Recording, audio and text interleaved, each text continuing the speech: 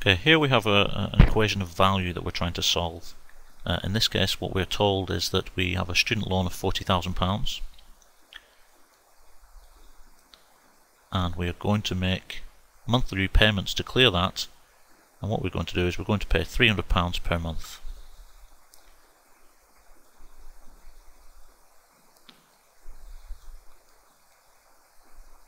And here we're asked to calculate the number of months that we would have to keep making these payments in order to clear the loan. So what we need to think about here is the timing of these payments. The £40,000 is outstanding now, but the £300 per month is only going to come in each month. So there's a discounting factor that needs to be applied to each of those £300. And in fact, the present value of the £300 payments will be 300 multiplied by an annuity for some number of months n at the monthly interest. Okay, 40,000. The present value of the 40,000 is 40,000 because that's the money that's owed today. There's no discounting to be applied to that. So our equation of value then is 40,000 on one side of the equation has to equal 300 multiplied by our annuity, and we'll write the annuity out in long term here. We'll write out its formula. It's 1 minus v to the power n divided by I. And you'll notice here that I've divided it by I. I've made the assumption these monthly payments are going to be at the end of each month. It doesn't actually say in the question whether they are at the end or the start. So I'll make it clear by stating that I'm going to do the payments as though they're at the end of the month. Rearranging this then, what we're trying to do is work out what n is. So we can work out that v to the n, just by rearranging, is equal to 40,000 multiplied by I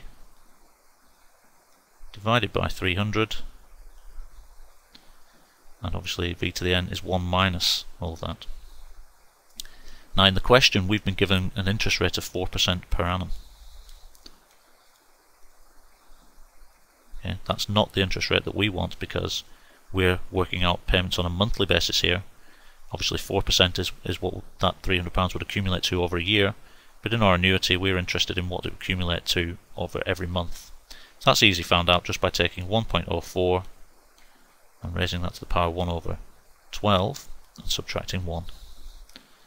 And what you'll get there is 0.327% per month. So if we substitute that into the formula then, what we will see is that our 1.00327 to the minus n, that's our v to the power n, where I is 0.327%, is equal to 0.564, just by doing the calculation on the right hand side.